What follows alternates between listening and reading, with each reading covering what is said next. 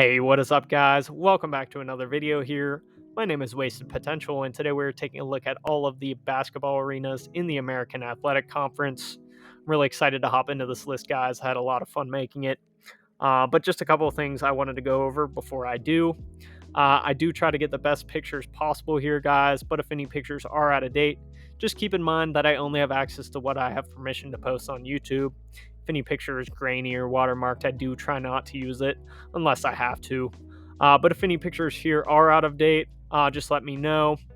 And if anything else is incorrect, just let me know again down below in the comments, guys. That helps out a ton. You guys are a big help. But anyways, let's get straight into the list here, starting off with Eleanor R. Baldwin Arena, otherwise known as the Borough, home of Florida Atlantic. It opened in 1984 and has a capacity of 3,161. A small but really nice venue. I love the new baseline video board they added in 2019. The arena has chairback seats throughout in a design that really brings it close to the court. And speaking of that court, I love the court design with the palm trees. That's just awesome. The arena is named after philanthropist and Boca Raton resident Eleanor R. Baldwin, who is a known supporter of upper education and donated $7.5 million for the naming rights of the stadium. Overall, I really like the arena. When done well, these small arenas can be so fun, especially when packed full of fans, like in this last picture here. And has some really nice amenities here as well, and just makes for an overall good experience. That's Eleanor R. Baldwin Arena, home of FAU. Next up is the Convocation Center, home of UTSA, also known as the Convo or the Birdcage. It first opened in 1975 and has a capacity of 4,080. Now, I haven't been here and I couldn't find anything online about it, but I know a ton of colleges have been updating and adding video boards to their arenas for whatever reason. But I'm not sure if UTSA has done that yet, but I would not be surprised to see that at some point soon if they haven't. The Convo has two walls of seating similar to FAU's gym. I personally like that layout for venues of this size, like smaller venues, not tiny, but smaller venues. Many of the venues on this list also host concerts, the Convo being no different, as it's seen the likes of Bad Company, AC/DC, and Black Sabbath. Overall, I really like the venue. I think it's a can't miss design. That being said, I think you could argue that they went with the safe choice, and I would say there's really nothing wrong with doing that. But, anyways, guys, that's the Convocation Center, home of UTSA. Next on the list is Avron B. Fogelman Arena at Devlin Fieldhouse, home of Tulane. It has a capacity of 4,100 and was built in 1933. The majority of the funds for the original construction came from Tulane's 1931 football team, who went undefeated that season and made it all the way to the Rose Bowl, ultimately losing that game to USC 21-12. This all led to the new basketball gym being fittingly named the Rose Bowl Gym. It hosted regional games in the 1942 NCAA basketball tournament. It also hosted an ABA team called the New Orleans Buccaneers for just 1 year from 1969 to 1970. In 1988, it was given its first large renovation, and the name was changed to Avron B. Fogelman Arena. Previously, the official name was just Tulane Gym. Avron B. Fogelman funded the project and was a Tulane alumni. From 2011 to 2015, the arena went through a two-phase renovation that basically updated the entire facility. Mainly focusing on the interior, the building was named after two longtime funders, Bob and Kate Devlin. Now, the outside building is called the Devlin Fieldhouse, and the inside is called Avron B. Fogelman Arena. And taking a look at the arena real quick, I love the seating layout and the quad video board setup. There's a ton of chairback seats, and you do have the natural light coming from the outside, which you always really have to like. I really like their football stadium, and this is a really nice arena here. Again, home of Tulane. And up next is Tudor Fieldhouse, home of Rice. Built in 1950 with a capacity of 5,028, its seating layout reminds me of FAU's and UTSA's, except with seating at each baseline. The court is named Autry Court in honor of one of the original funders' mothers. And this mother that they're referring to is actually, she married a man who is a distant relative or a a direct relative of a hero that fought in the Alamo. So I thought that was just something of note as well. Just going off script here, but I thought that was kind of interesting. Which Rice being very close to Houston, which I know the Alamo is up in San Antonio, but it's all Texas stuff, so it all relates together. I thought that was interesting. But anyways, the student section took on the name the Autry Army because of this. Originally just named Rice Gymnasium, a 2007 $23 million renovation called for a name change. Tudor Fieldhouse was chosen after Bobby Tudor, a Rice alum who helped fund the project. Looking at the arena, it has a good amount of seating, and I think the quad hung video board setup looks nice, and I think it's the right size for this arena as well. As far as the exterior goes, it's not that interesting, but by no means is it ugly. Overall, I think it's a solid gym, again home to Rice. Next on the list is Williams Arena and Minges Coliseum, home of East Carolina. Built in 1968 with a capacity of 8,000, named after two families who were longtime supporters of the university. According to ECU, the arena previously served as home of the North Carolina High School Athletic Association Eastern Regional Boys Championship, which is a mouthful.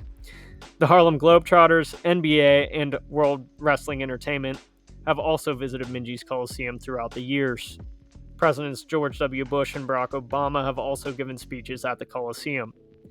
The arena had a $12 million facelift in 1994 and has received regular upgrades since, including new video boards, a new floor, and additional courtside seating all in the last 7 years. I like the single bowl style seating layout with tons of chairback seating and the corner placement of the video boards as well.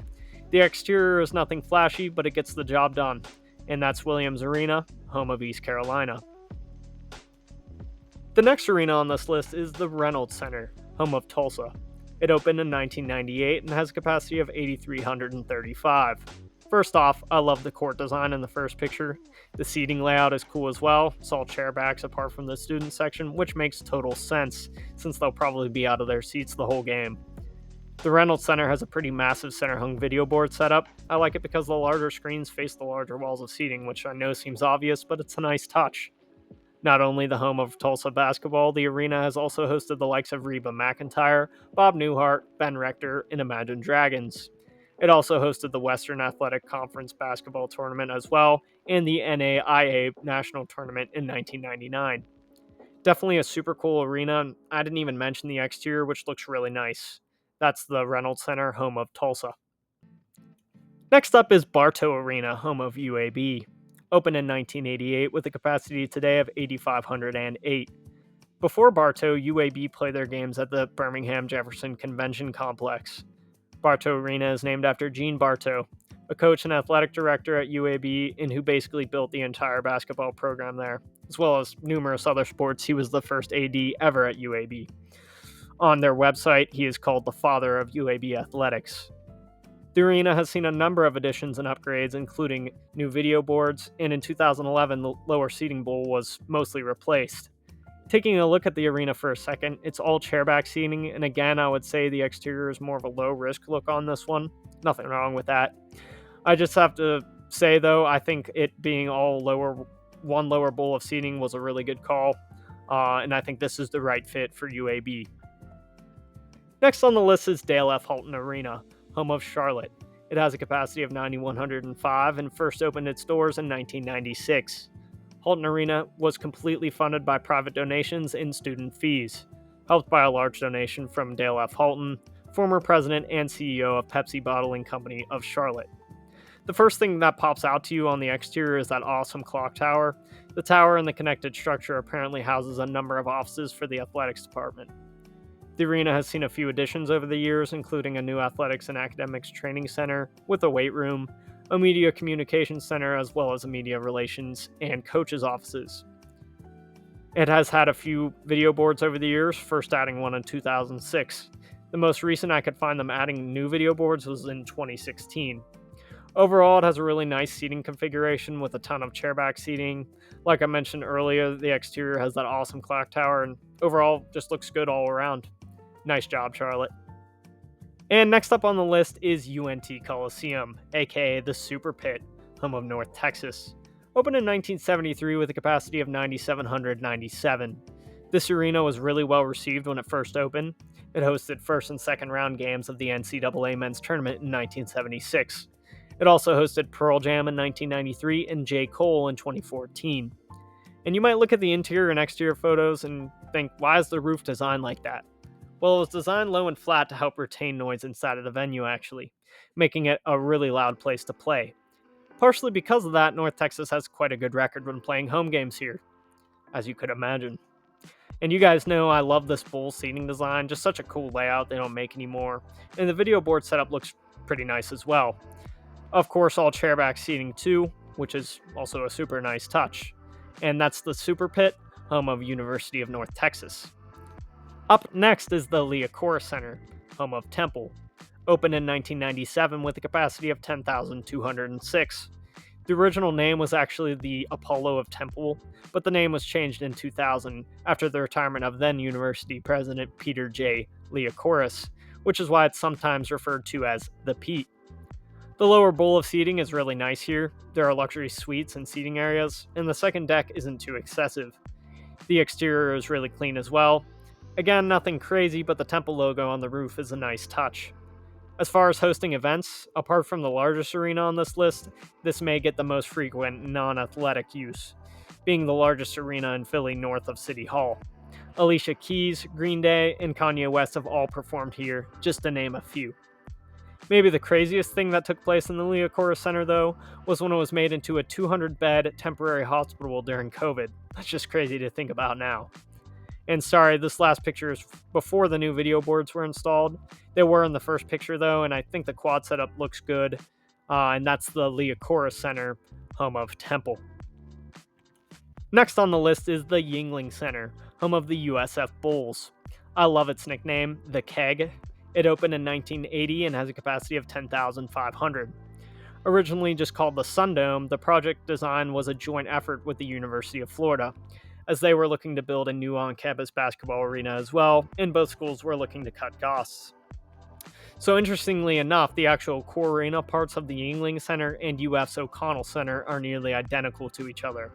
The arenas do have different attached facilities surrounding the arena core though, but I still thought that was super interesting and worth mentioning. And just like the O'Connell Center, the arena used to have an inflatable Teflon roof before being replaced in a renovation in 2000. The Yuengling Center has had other additions and renovations, like in 1995, when the university built a $5 million volleyball arena called the Corral.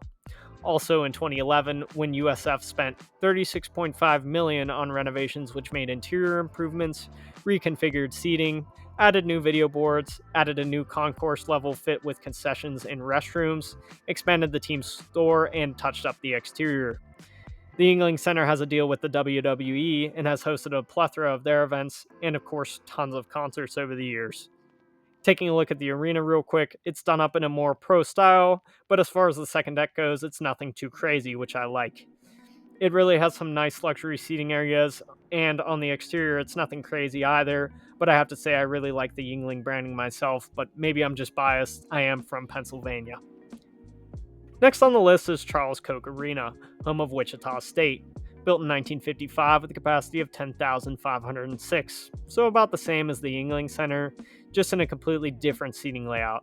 First named University of Wichita Fieldhouse, then Levitt Arena, it was given its modern name after the 2002-2003 Roundhouse Renaissance, a $25 million renovation project in which $6 million was donated by Charles Koch.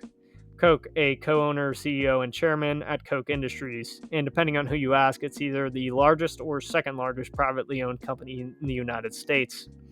I love this arena personally. I think it's great all around, an awesome seating bowl, all chairbacks, a really nice quad video board setup, and the exterior shows off the dome design really well without overdoing anything. That all goes without mentioning the crazy crowds that this place brings in. It's been a staple in Wichita for a while, hosting numerous events like Elvis Presley 3 times. Again, I love this arena, definitely one of my favorites on this list. That's Charles Koch Arena, home of Wichita State. And wrapping up this list with the largest arena, it's FedEx Forum, home to the University of Memphis. Opened in 2004 with a capacity of 17,794. FedEx Forum also hosts the Memphis Grizzlies of the NBA. Prior to moving to FedEx Forum, the University of Memphis played their home games at the infamous Memphis Pyramid from 1991 to 2004. Someone should really turn that place into a Bass Pro Shop. The FedEx Forum hosted first and second round games in this year's NCAA men's basketball tournament and has hosted all kinds of events from hockey to professional bull riding. It has also seen multiple upgrades over the years, including a new video board setup in 2017. Obviously, the arena is done up in a pro style, which means the amenities are great and really nice exterior, of course. The Grizzlies are the primary tenant of the building, but still a very nice situation for Memphis. And I like the Memphis branding when the arena is set up for their games. That court design is super cool, by the way. Also, not too worried about the size here, as Memphis is quite competitive and it seems to like they bring pretty good crowds here as well. But that's FedEx Forum, home to the University of Memphis. And that wraps up our list here, guys. Really hope you enjoyed the video. Like I mentioned before, I really enjoyed making this one, and I'm enjoying this series so far. In the last week or so, I've really just been trying to improve the quality of the videos, start adding some new elements in. Of course, we still are in the very early stages of this channel, guys, but I do really appreciate everyone who's stuck around and has been supporting the content. It always helps out a ton. So, guys, thanks again. Really hope you enjoyed this video here, and I hope to catch you in the next one, guys. See ya.